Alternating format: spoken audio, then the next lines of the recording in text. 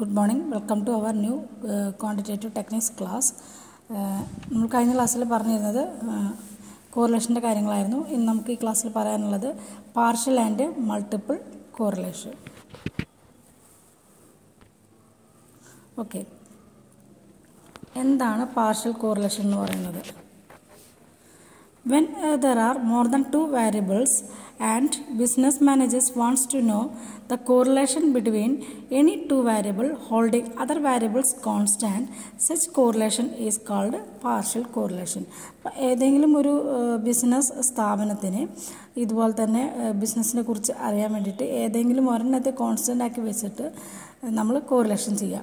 അതുപോലെ more than two variables ഉണ്ടായിരിക്കും, രണ്ട് വേരിയബിളിനേക്കാൾ കൂടുതൽ വേരിയബിൾ ഉണ്ടാവുകയും അതിലേതെങ്കിലും ഒന്നിനെ കോൺസ്റ്റൻ്റ് ആക്കിയിട്ട് കോറിലേറ്റ് ചെയ്യുന്നതിനെയാണ് നമ്മൾ എന്ത് പറയുക, പാർഷ്യൽ കോറിലേഷൻ എന്നതുകൊണ്ട് അർത്ഥാക്കുന്നത്. പിന്നെ അതിൽ പറയുന്നത് it is the measure of association between the variables while controlling or adjusting the effect of one or more additional variables. രണ്ടോ അതിലധികമോ അഡീഷണൽ വാരിയബിൾസിനെ നമ്മൾ എന്ത് ചെയ്യുന്നു, കൺട്രോൾ ചെയ്യുന്നു, അല്ലെങ്കിൽ അതിൻ്റെ എത്ര എഫക്റ്റ് ഉണ്ടെന്ന് നമ്മൾ മനസ്സിലാക്കുന്നു. It involves studying the linear relationship between two variables after excluding the effect of more than one or independent factors. It is an extension of normal bivariate correlation. Normal bivariate correlationൻ്റെ ഒരു extension ആണ് ഇത് പറയുന്നത്. Okay, പിന്നെ ഇതിൽ പറയുന്നത് partial correlation has important practical utility. അപ്പോൾ അതിൻ്റെ practical യൂട്ടിലിറ്റിയാണ് പറയുന്നത്. അതായത് association between sales X1 after sales service X2, അതുപോലെ keeping away the impact of advertisement X3 on sales. അപ്പോൾ നമുക്ക് ഏതെങ്കിലും രണ്ടോ മൂന്നോ വാരിയബിൾസ് ഉണ്ടെങ്കിൽ അതിൽ കോൺസ്റ്റൻ്റ് ആക്കി വെച്ചിട്ട് നമ്മൾ ചെയ്യുന്നതാണ് പാർഷ്യൽ കോറിലേഷൻ എന്ന് പറയുന്നത്. പിന്നെ അതിൻ്റെ ലിമിറ്റേഷൻസ് പറയുന്നുണ്ട്. ഒരുപാട് ലെങ്തി കമ്പ്യൂട്ടേഷൻ പ്രോസസ്സാണ്. അതുപോലെ തന്നെ depth knowledge of statistics can make correct interpretation. അപ്പോൾ സ്റ്റാറ്റിസ്റ്റിക്സിൽ നമുക്ക് ഡെപ്ത് നോളജ് ഉണ്ടെങ്കിലാണ് കറക്റ്റ് ഇൻ്റർപ്രിട്ടേഷൻ കിട്ടുള്ളൂ. പിന്നെ അതുപോലെ തന്നെ പറയുന്നത് the order of partial correlation increase its reliability decrease. അതായത് പാർഷ്യൽ കോറിലേഷൻ്റെ ഓർഡർ ഇൻക്രീസ് ചെയ്യുന്നതോറും റിലയബിലിറ്റി ഡിക്രീസ് ചെയ്യുന്നു. പിന്നെ ഒരു മെയിൻ ആയിട്ടുള്ള അസംഷൻ പറയുന്നത് related with the partial correlation is linearity among variables. In many practical situation it may not be true. പല കേസുകളിലും ഇങ്ങനെ ഒരു partial correlation may not be true ആയിരിക്കാനുള്ള ചാൻസ് കുറവാണെന്നാണ് പറയുന്നത്. ഇനി പാർഷ്യൽ കോറിലേഷൻ കണക്കാക്കാനുള്ള ഫോർമുലയാണ് നമുക്ക് നെക്സ്റ്റ് പറയാനുള്ളത്. ഓക്കെ, അതിനുള്ള ഫോർമുലയാണ് നമുക്ക് നെക്സ്റ്റ് പറയാനുള്ളത്. Formula for calculating partial formula.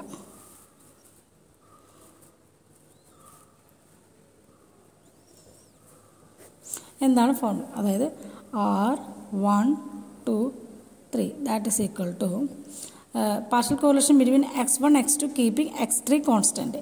ഇവിടെ X1 X2 തമ്മിലുള്ള റിലേഷൻഷിപ്പ് കാണുന്നു, X3 നമ്മൾ കോൺസ്റ്റൻ്റ് ആക്കി വെക്കുന്നു. അപ്പോൾ അതിൻ്റെ ഇക്വേഷൻ എന്ന് പറയുന്നത്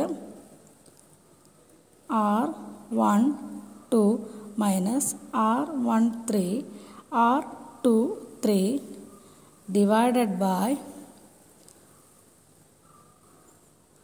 root of 1 minus R square 13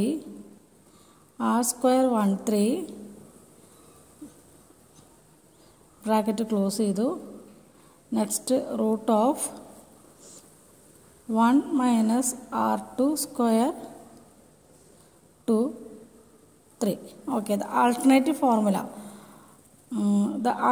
formula is, അല്ലെങ്കിൽ ഇതിന് പകരം വയ്ക്കാവുന്ന ഒരു ഫോർമുലയാണ്. The alternative formula is equal to root of R square 1 2 3. Okay, the coefficient of partial correlation between X1 and X3 keeping X2 constant. ഇപ്പോൾ നമ്മൾ ആദ്യം പറഞ്ഞത് ഈ ഫസ്റ്റ് ഫോർമുലയിൽ പറയുന്നത് correlation between X1 and X2 keeping X3 as constant, keeping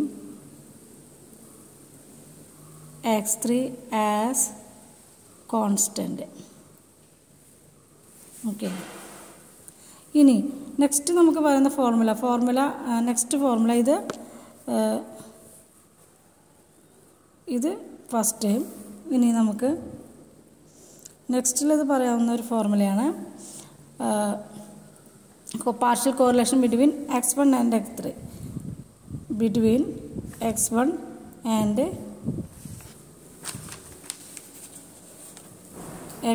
and x3.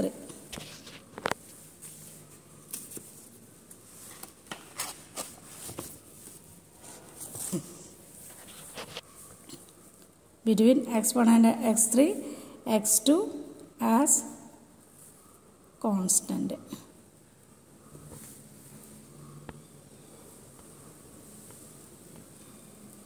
Okay, അപ്പോൾ അതിൻ്റെ equation എന്ന് പറയുന്നത് എന്താണ്? x2 as constant. അതിൻ്റെ ഇക്വേഷൻ എന്ന് പറയുന്നത് R13 x2 അല്ല constant = R13 minus R12 into R23 divided by root of 1 minus R square 12 into root of 1 minus R square 2 3. അതിൻ്റെ alternative. Okay, the alternative formula എന്ന് പറയുന്നത്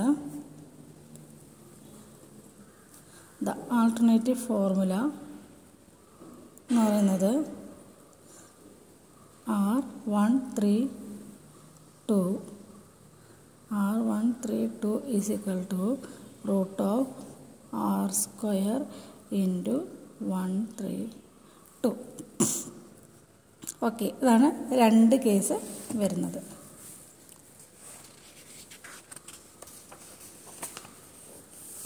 ഇനി മൂന്നാമത്തെ correlation coefficient between x2 and x3.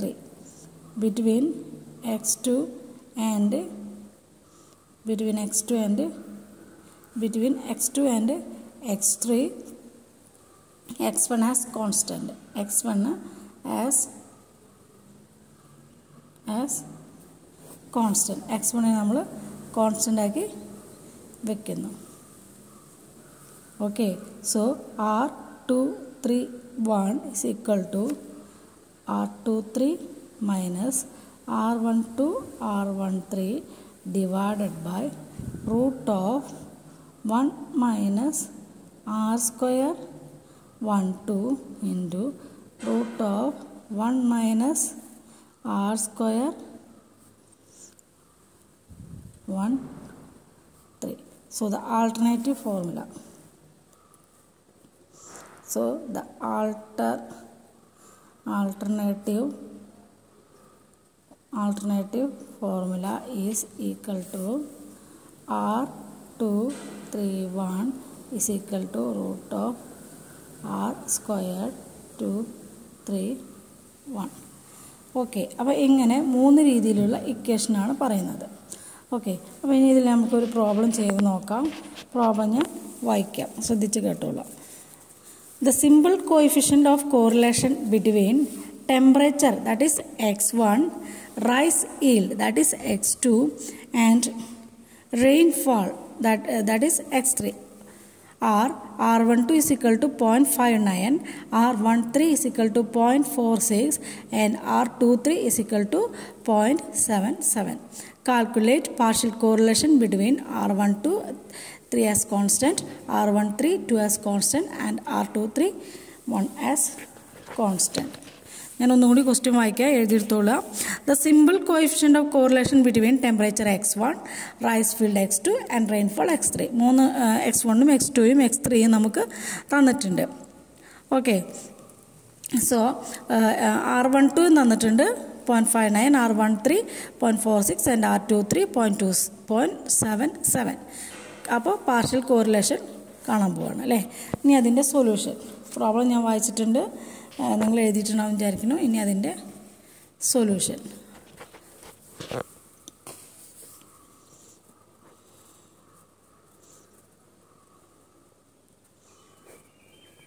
Okay, solution നമുക്ക് R1 2 3 ആണ് കാണേണ്ടത് അല്ലേ. 3 as constant, മൂന്നും കാണണം. അപ്പോൾ R1 2 3 ആസ് കോൺസ്റ്റൻറ്റ്, അതിൻ്റെ ഇക്വേഷൻ എന്ന് പറയുന്നത് R12 minus R13 into R23 whole divided by root of 1 minus R square 13 into root of 1 minus r square 2 3. Okay, അപ്പോൾ നമുക്ക് വാല്യൂസ് സബ്സ്റ്റിറ്റ്യൂട്ട് ചെയ്യാം. വാല്യൂസ് സബ്സ്റ്റിറ്റ്യൂട്ട് ചെയ്യുമ്പോൾ അതിന് മുന്നേ നമുക്ക് എന്തൊക്കെ തന്നിട്ടുണ്ട്? അതിന് മുന്നേ നമുക്ക് എന്തൊക്കെ തന്നിട്ടുണ്ട്? R12 തന്നിട്ടുണ്ട് ഇല്ലേ, എവിടെ നോക്ക് തന്നത് നമ്മൾ ഇതാ. R12 എത്രയാണ് തന്നുള്ളത്? 0.59. അതുപോലെ തന്നെ R13 എന്താ തന്നുള്ളത്? 0.46. R23 എന്താ തന്നുള്ളത്? 0.77. ഓക്കെ, ഇനി നമ്മൾ ഇക്വേഷനിൽ അപ്ലൈ ചെയ്യുന്നു. ഇക്വേഷനിൽ അപ്ലൈ ചെയ്യുമ്പോൾ R12 തന്നിട്ടുണ്ട് 0.59 മൈനസ് R13 എത്ര തന്നുള്ളത്? 0.46 into 23 0.77. It's okay. Then divided by root of 1 minus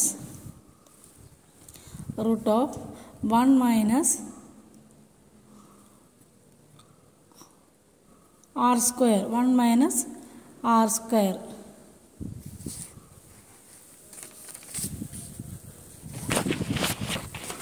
Okay, root of 1 minus r square, that is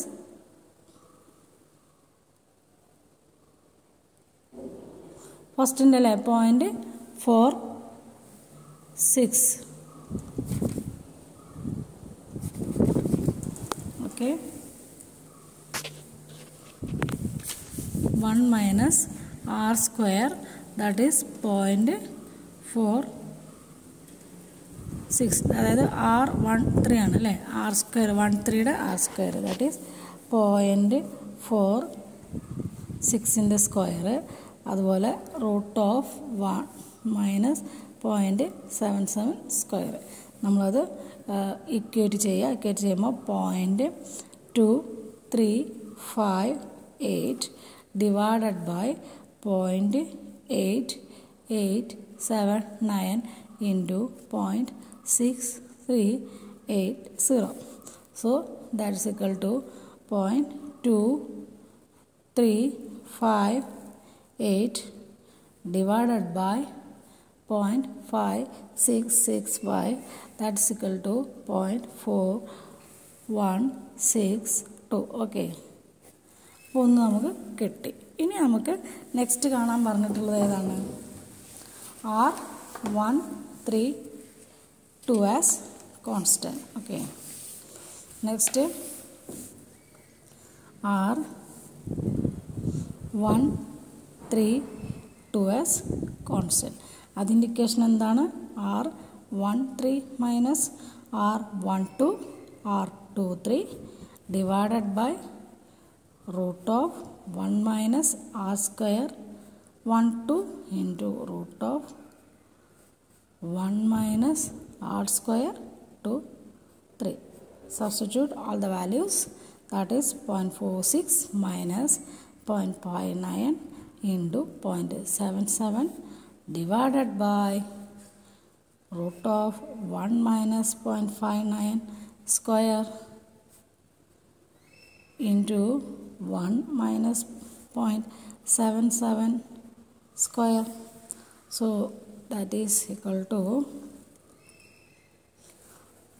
0.46 minus 0.4543 divided by 0.8074 into 0.6380.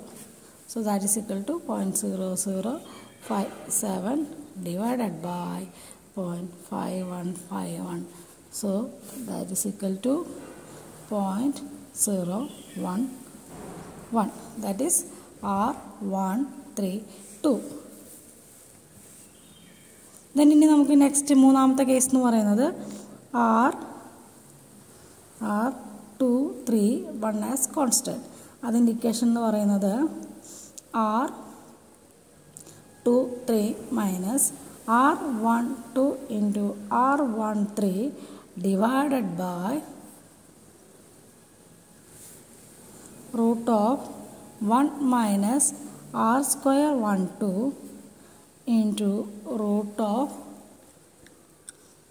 1 minus R square into 1 3.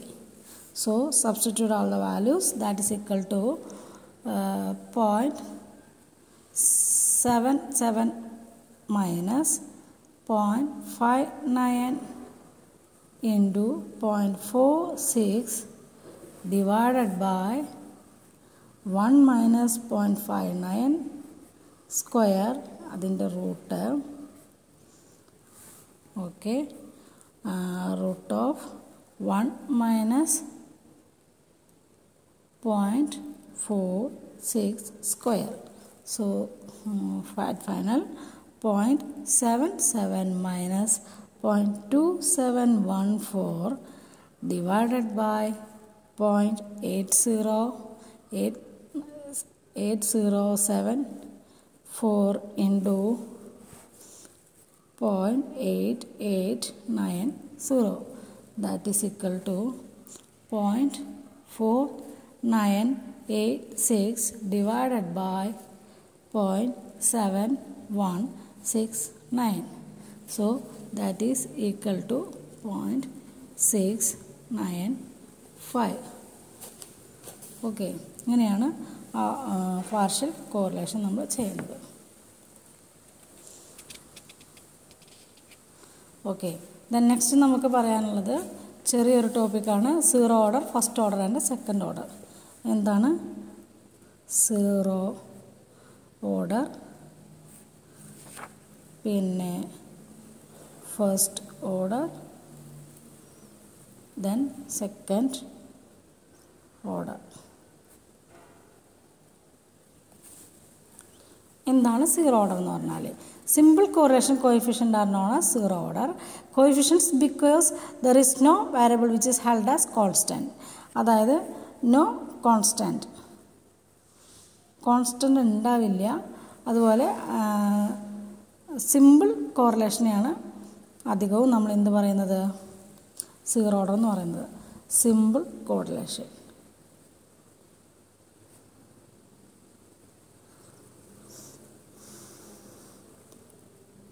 Then next first order correlation. Partial correlation coefficients like R12 3 as constant, R13 2 as constant, R23 1 as constant are known as first order coefficients of only one variable is constant.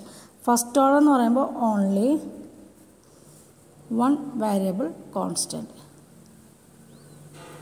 Only one variable constant. ഒരു variable മാത്രം constant ആയിട്ടിരിക്കുക.